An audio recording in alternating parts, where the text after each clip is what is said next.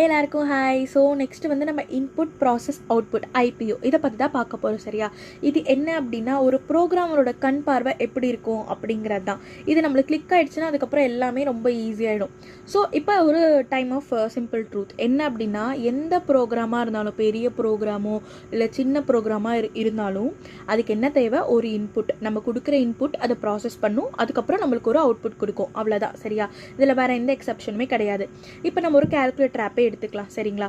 இப்போ 10 + 5 = அப்படின்னு நம்ம கொடுக்குறோன்னா அது என்ன பண்ணும் அப்படின்னா, ஓகே ஃபர்ஸ்ட் நம்பர் வந்து ஃபர்ஸ்ட் ஒரு நம்பர், செகண்ட் ஒரு நம்பர், அதுக்கு அடுத்து அடிஷன் ஆப்ரேட்டர் அப்படின்னு சொல்லிட்டு அதை ஆட் பண்ணி நம்மளுக்கு 15 அப்படின்னு அவுட்புட் கொடுத்துரும்.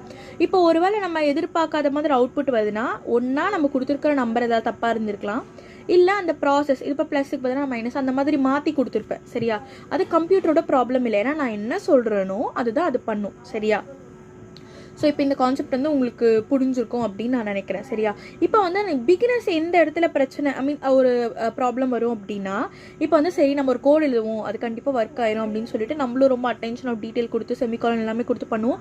ஆனால் ஏதாவது ஒரு எரர் வந்துடும் அதில். சரியா?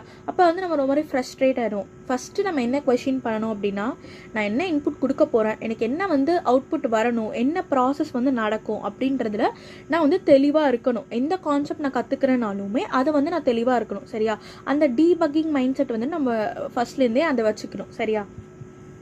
இப்போ ஒரு வேலை ஏதாவது எரர் வந்துருச்சுன்னா எந்த இடத்துல பிரச்சனை ஆகுதுன்னு நம்ம கண்டுபிடிக்கணும் இல்லையா? ஸோ அதனால தான்.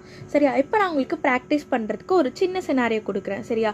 இப்போ வந்துட்டு நான் கொடுக்குற சினாரியோக்கு நீங்கள் இன்புட் என்ன ப்ராசஸ் உள்ள நடக்கும், அவுட்புட் அப்படின்றத வந்து நீங்கள் கமெண்ட் பண்ணணும். சரியா?